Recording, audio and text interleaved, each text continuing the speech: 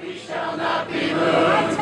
Occupy Market. We shall not be moved, just like a tree that's standing by the water. We shall not be moved. Can you hear me? Can the police hear me? It is like I hope so. I haven't got my back turned on them out of disrespect for them. I can say I don't respect what they've been doing lately. The job they've been doing on a lot of peaceful protesters who are assembling for petition or redress of grievances in various places in this country. I was on Sproul steps the other night, having not intended to get arrested. I went there to hear Robert Reich. Can you hear me? Yes. I went to hear Robert Reich. I wanted to hear him, and I saw 10,000 people. Yes. Tremendous crowd in Sproul all over the place. And I heard a General Assembly actually hearing people in the stack actually make proposals on both sides of whether they should risk arrest, whether they should pitch the tents or not, making decisions. 88.5% were in favor of that. And I thought, these are people I want to be arrested with. I want to... I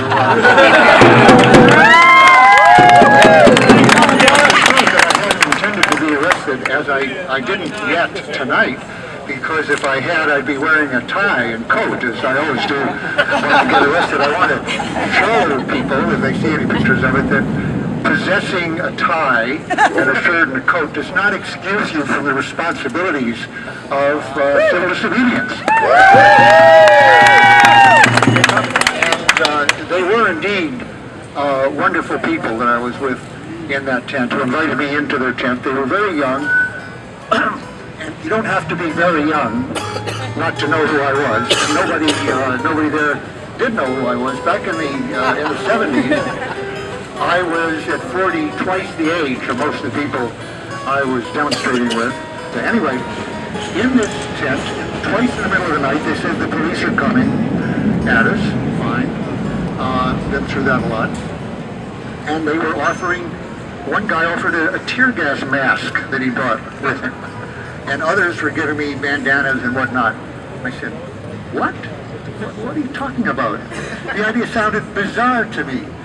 Yeah, I've been tear gassed, and I was maced along with Howard Zinn on May Day. Actually, that was 40 years ago. It was called mobile tactics, what they called at the time. Not getting arrested right away, going through the streets and stopping traffic, and the theme of that was, if they won't stop the war, we'll stop the government. Right. And we didn't stop the government, actually, although later in that afternoon, the police arrested 13,000 people, most of whom had, of course, not been in this protest at all. They just swept through Georgetown, arresting everybody where the college students were, including a lot of sons and daughters of Congress people, which didn't go over very well. They got some money back many years later for all these false arrests. But a number of us in this affinity group, Noam Chomsky and I and others, had actually left town because we'd been beaten over the head, we'd been maced, we'd been tear gassed, but they weren't arresting anybody in the morning. They were just clearing the streets.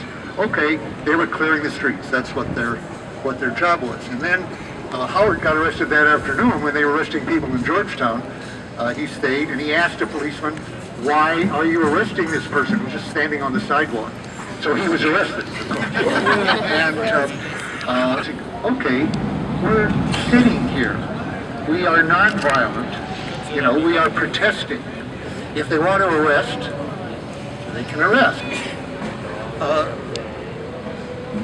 Here we were talking about tear gas, because these people had all been tear gassed the previous week. And frankly, I turned on the mask. I thought, this is bizarre. This is America. What are we talking about, tear gas or pepper gas?